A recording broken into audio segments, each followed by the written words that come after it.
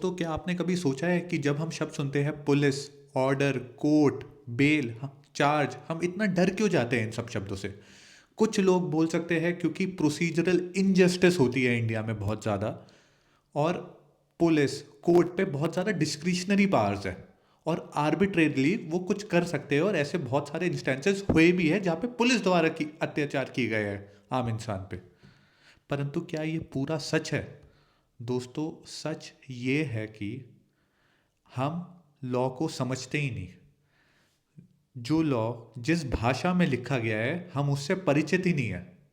क्योंकि लॉ में जो टर्म्स है, जैसे नॉट विथस्टैंडिंग एनीथिंग, सब subject to the provisions of, nothing shall be deem to effect, ये जो सारे फ्रेजेस है, ये सारे मुश्किल है समझने के लिए एक आम इंसान के लिए जिसके लिए कानून बना गया है। दोस्तों, कानून बनाया था ब्रिटिशर्स ने, और अपने लिंग्विस्टिक शोविनिज्म में ऐसी लैंग्वेज यूज़ की है जो कि भारतीय नागरिक के लिए मुश्किल है बहुत समझना। सबसे पहली बात, ब्रिटिशर्स की फर्स्ट लैंग्वेज है इंग्लिश, हमारी सेकंड या थर्ड लैंग्वेज है इंग्लिश। और वो भी आप इंग्लिश की सच्चाई की, इंग्लिश जिस तरह से सिखाई जाती है हमारे भारतीय स्कूल में, आप समझ सकते हैं कि इंग्लिश का स्तर क्या है हमारे भारत में।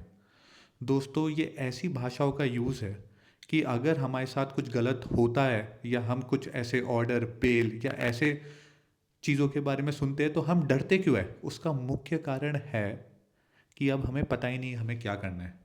हम गूगल करते हैं, हम देखते हैं, गूगल पे आता है बेयर एक्ट लिखा हुआ या जजमेंट लिखा हुआ, फिर जजमेंट पढ़ते हैं और जजमेंट में कैसी भाषा होती है मैं एक एविडेंस से आपको बताता हूँ।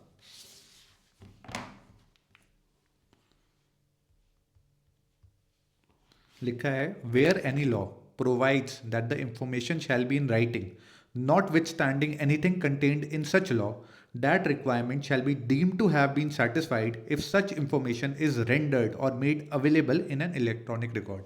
सिंपल भाषा में इसका मतलब है कि अगर कुछ चीज़ लॉ ने लिखित में मांगी है और अगर आपने आपके पास इलेक्ट्रॉनिक रिकॉर्ड है, मतलब पीडीएफ, मेल, इन सब चीज़ों में है, तो वो भी चल जाएगा। दोस्तों, इसी सिंपल भाषा को ऐसे बोला गया।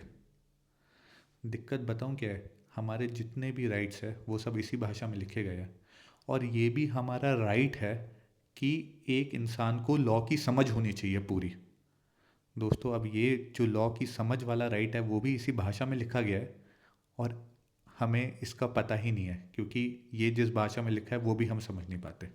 धन्यवाद।